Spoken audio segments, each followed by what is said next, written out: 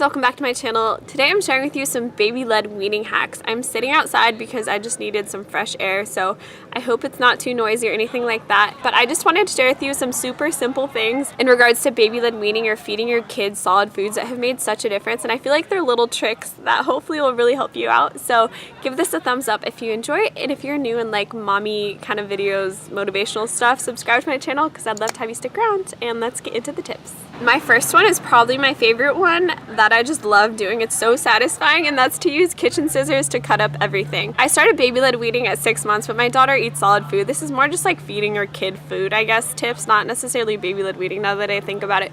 But they are kind of applicable to that as well. Whether it's broccoli or lunch meat or things like that you're cutting up, or slices of cheese, I love using kitchen scissors to just give her little small bites of things that aren't choking size. It just saves so much time, and it's so much easier and more convenient than using a knife and a cutting board to me.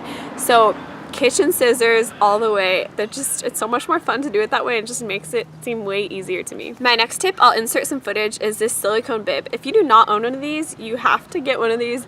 This is the most handy thing ever. I personally love this brand. I've used one of the more popular ones that pops up on Amazon, but those ones, I just didn't like the quality as much. They stained very easily from like pasta sauces and things. These ones do not stain. They're super soft, flexible, they wash really well, and they last really well. So I will leave the one I love linked down below, but these are the easiest thing. We survived on one of these bibs for my daughter for months. We just got rid of all of our other bibs because we're into the more minimal thing too. And it's just so convenient, easy to just wash it when I wash the dishes, and it's just good to go right away. And it catches so much food. I totally forgot the main purpose, but it has a pocket on the front and it catches so much food. I mean, food still kind of goes everywhere, but it really catches a lot of food. And I find that it saves a lot of stained clothes and extra messes on the floor that don't need to happen. The next thing that I want to mention that we are just starting to use a lot more now that my daughter is sitting at the table is the Easy Peasy mat. It's this silicone mat that sticks to the table and you can put their food in it. Again, I'll show you what it is right here, but I just love how convenient it is. I love that my daughter can't knock it down on the ground, and it's super easy to wash and super handy to have. I think it's a very wise $25 spent. Especially if your kids are at the age where they're sitting at a table with you, but you don't quite trust them with a plate. This is just the perfect middle ground. Something like this also works if you are eating out and you want to bring something like this. Okay, another thing that is just so crucial to feeding my toddler is buying frozen things. Frozen fruit in particular, we love to get organic frozen fruit at Costco. It's so much cheaper that way, and there's so many great benefits. Number one, you're not buying fresh berries that can be half bad even when you buy them, or they just go bad really quick. When they defrost, they're softer, so they're easy for them to chew. I feel like a blueberry can be more of a choking hazard, but a frozen blueberry is much more mushy and easier for them to chew. So frozen berries have been a staple in my daughter's diet forever, and they're still just one of her favorite things ever. We'll throw them in oatmeal or just defrost them a little bit in water before we give them to her, so they're not like a hard frozen thing. But I'll use the scissors again to cut up frozen strawberries after they've thawed a little bit. Blueberries, we'll do frozen pineapple. She just loves eating frozen berries, and she also loves frozen corn and peas, and she'll actually eat it frozen, which is crazy. I got that idea from my sister, and I just love that because it's a healthier thing for her to be snacking on than just like a puff or something like that. Okay, my next tip is to use these snack cups that I don't know what it's called, but they prevent spills.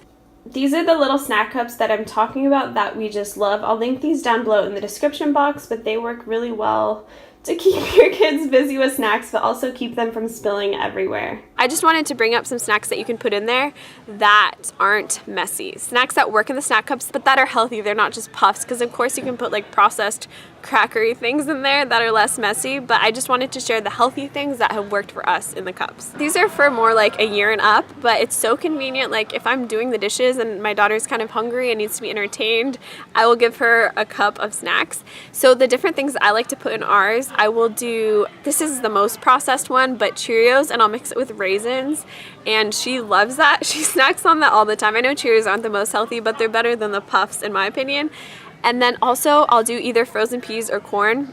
Occasionally. She doesn't always have the taste for that, but she will eat it from time to time in the cup, and I just love that because they're not messy, but it is a healthy whole food. We will also cut up grapes, and just to mention, cutting up grapes is really important because they are a choking hazard, so don't put them in whole, but I will cut up grapes and put them in the cup, and she likes that. Another thing that I'll do is I'll cut up cheese. little pieces of cheese and put it in the cup for her to eat as well. So anyways, those are my tips about feeding your toddler. If you have any tips about feeding your baby or toddler, please let us know down in the comments. I swear some of these have totally changed my life, or just made things so much easier, or just helped to save money or things like that. So I hope that they helped you. If they did, give this video a thumbs up. But I love you. If you are a mama out there, which I assume you are watching this, just know that you're doing a great job and just keep hanging in there, and I'll see you in my next video. Bye.